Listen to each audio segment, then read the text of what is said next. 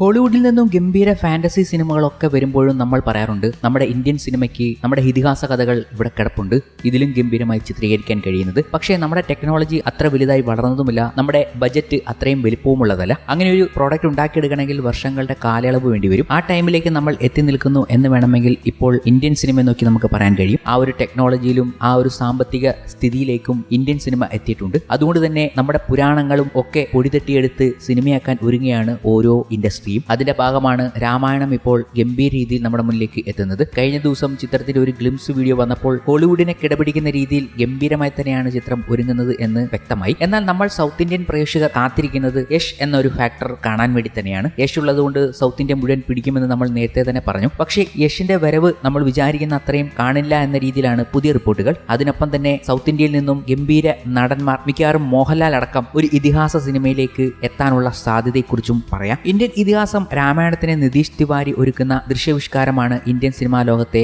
ഏറെ നാളായുള്ള ഒരു പ്രധാന ചർച്ചാ വിഷയം. വൻ താരനിരയും ബജറ്റുമായി ഇന്ത്യയിലെ ഏറ്റവും വലിയ സിനിമയായിട്ടാണ് രാമായണം ഒരുങ്ങുന്നത്. രൺബീർ കപൂർ, സായ് പല്ലവി, യശ് എന്നിവരാണ് സിനിമയിൽ പ്രധാന വേഷങ്ങളിൽ എത്തുന്നത്. 2 ഭാഗങ്ങളായാണ് സിനിമ ഒരുങ്ങുന്നതും. ഇപ്പോഴത്തെ റിപ്പോർട്ടുകൾ അനുസരിച്ച് ആദ്യ ഭാഗത്തിൽ വളരെ കുറച്ചു സമയം മാത്രമേ യശ് സ്ക്രീൻ ടൈം ഉണ്ടാകുകയുള്ളൂ. ടെലി ചക്കറിന്റെ റിപ്പോർട്ട് അനുസരിച്ച് രാവണനായി വേഷമിടുന്ന യശ് രാമായണം 1ാം ഭാഗത്തിൽ വെറും 15 മിനിറ്റ് മാത്രമേ സ്ക്രീൻ ടൈം ഉണ്ടാകൂ എന്നാണ്. ചിത്രത്തിന്റെ അവസാനത്തോടെയാകും യശിനെ അവതരിപ്പിക്കുക. ആദ്യ ഭാഗത്തിൽ കൂടുതലും രാമന്റെ കഥ പറയാനാണ് അണിയറ പ്രവർത്തകർ തയ്യാറെടുക്കുന്നത്. സിനിമയുടെ അവസാനത്തോടെ യശിന്റെ രാവണനെ അവതരിപ്പിക്കുന്നത് വഴി അത് 2ാം ഭാഗത്തേക്കുള്ള അദ്ദേഹത്തിന്റെ കഥാപാത്രത്തിലേക്ക് കൂടുതൽ കൗതുകം സൃഷ്ടിക്കുമെന്നാണ് അണിയറ പ്രവർത്തകരുടെ കണക്കുകൂട്ട്. അതേസമയം ചിത്രത്തിൽ അഭിനയിക്കാനായി രൺബീർ 150 കോടിയാണ് പ്രതിഫലമായി കൈപ്പറ്റിയിരിക്കുന്നത്. ഒരു ബോളിവുഡ് താരത്തിന്റെ ഏറ്റവും വലിയ പ്രതിഫലവും രൺബീറിന്റെ കരിയറിലെ ഏറ്റവും വലിയ പ്രതിഫലവുമാണ് ഇത്. 2 ഭാഗങ്ങൾക്കും ചേർന്നുള്ള പ്രതിഫലമാണിത്. ഓരോ ഭാഗത്തിനും 70-75 കോടി രൂപ വീതമാണ് പ്രതിഫലമായി ലഭിക്കുന്നത് എന്നാണ് ട്രേഡ് അനലിസ്റ്റുകൾ പറയുന്നത്. സിനിമയുടെ ആദ്യ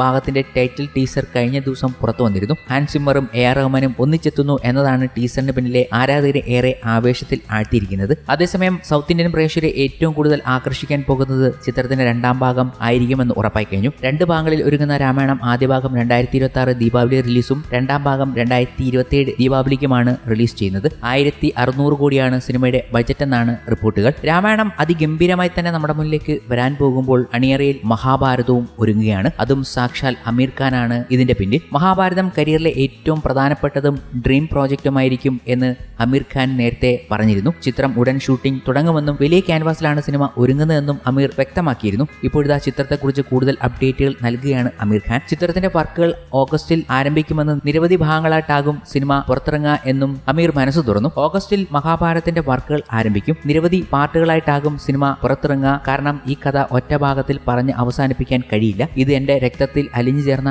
ഒരു കഥയാണ്. അതുകൊണ്ട് തന്നെ എനിക്ക് ഈ കഥ പറയേണ്ടതുണ്ട്. അമീർ വ്യക്തമാക്കിയത് ഇങ്ങനെയായിരുന്നു. ചിത്രത്തിൽ പുതുമുഖങ്ങളായിരിക്കും കൂടുതൽ ഉണ്ടാകുക എന്നും അമീർ പറയുന്നുണ്ട്. അറിയപ്പെടുന്ന താരങ്ങളെ കാസ്റ്റ് ചെയ്യാൻ എനിക്ക് ഉദ്ദേശമില്ല. എന്നെ സംബന്ധിച്ചിടത്തോളം മഹാഭാരതത്തിലെ കഥാപാത്രങ്ങളാണ് താരങ്ങൾ. അറിയപ്പെടാത്ത മുഖങ്ങളാണ് എനിക്ക് വേണ്ടത്. അതിനായി പൂർണ്ണമായും പുതിയ അഭിനേതാക്കളാകും സിനിമയിൽ ഉണ്ടാകുന്നത്. അമീർ കൂട്ടിച്ചേർത്തത് ഇങ്ങനെയായിരുന്നു. നേരത്തെ മഹാഭാരതത്തോടുകൂടി അമീർ സിനിമാ ജീവിതം അവസാനിപ്പിക്കുമെന്നാണ് റിപ്പോർട്ടുകൾ വന്നിരുന്നു. എന്നാൽ ഈ വാർത്ത നിഷേധിച്ച് അമീർ രംഗത്തെത്തി. തന്റെ വാക്കുകൾ തെറ്റിദ്ധരിക്കപ്പെടുന്നതായിരുന്നു എന്നും മഹാഭാരതം തന്റെ അവസാന സിനിമ ആയിരിക്കില്ല എന്നും അമീർ പറഞ്ഞു. എന്നാൽ സിനിമ പുതിയ താരങ്ങളെ വെച്ച് ഒരുക്കുമ്പോഴും രാമായണം പോലൊരു വലിയ ക്യാൻവാസിൽ ഒരുക്കുകയാണെങ്കിൽ പല ഇൻഡസ്ട്രിയിലും പ്രമുഖ താരങ്ങളെ ഉൾപ്പെടുത്താനുള്ള സാധ്യത തള്ളിക്കളയാനാകില്ല. കാരണം ഓരോ ഇൻഡസ്ട്രിയിലും അവരവർക്ക് പ്രിയപ്പെട്ടവർ വന്നാൽ ആ ഇൻഡസ്ട്രിയിൽ നിന്നും ആ സിനിമയ്ക്ക് ലഭിക്കുന്ന ഒരു റിസപ്ഷൻ വേറെ ആയിരിക്കുമെന്ന് ഏതൊരു സിനിമാക്കാരനും അറിയാവുന്ന കാര്യം തന്നെയാണ്. മാർക്കറ്റിംഗ് തന്ത്രങ്ങൾ ആ ഒരു രീതിയിൽ ഉപയോഗിക്കാനുള്ള സാധ്യത വളരെ കൂടുതലുമാണ്. അമീറിന്റെ ഈ വാക്കുകൾ ഇപ്പോൾ ഇങ്ങനെ വരുന്നെങ്കിലും സിനിമയോട് അടുക്കുമ്പോൾ സീനിയർ താരങ്ങളുടെ സാന്നിധ്യം വളരെ കൂടുതലായിരിക്കും എന്നത് ഇപ്പോഴേ പറയാൻ കഴിയും. അങ്ങനെ നോക്കുകയാണെങ്കിൽ മലയാളത്തിൽ നിന്നും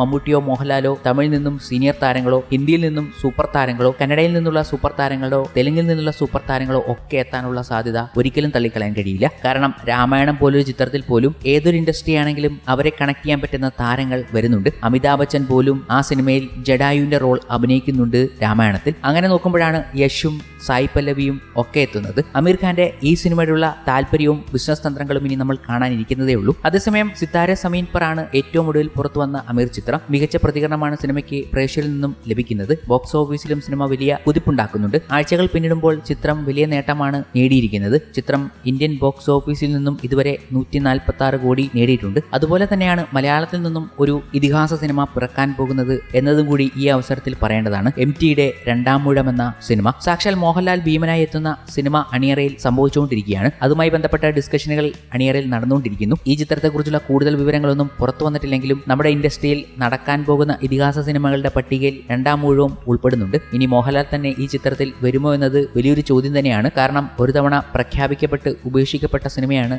രണ്ടാം ഊഴം. ഇനി അത് സംഭവിക്കുമ്പോൾ പുതിയൊരു രീതിയിൽ തന്നെ ആയിരിക്കും വരാൻ പോകുന്നത്. പുതിയൊരു സംവിധായകനും പുതിയ അണിയർ പ്രവർത്തകരും ഒക്കെ ആയിട്ടായിരിക്കും. അതിൽ മോഹൻലാൽ ഉണ്ടാകുമോ എന്നത് സംശയം തന്നെയാണ്. എന്നിരുന്നാലും ഇപ്പോഴും നമ്മൾ പറയുന്നത് മോഹൻലാലിന്റെ രണ്ടാം ഊഴം എന്ന് തന്നെയാണ്. ഭീമനായി മോഹൻലാലിനെ കാണാൻ ഏവർക്കും വലിയ താല്പര്യവുമുണ്ട്. അത് ഇതിഹാസ സിനിമകളിൽ നിന്നും വ്യത്യസ്തമായൊരു സിനിമയാണ്. അതും സംഭവിക്കേണ്ടത് തന്നെ.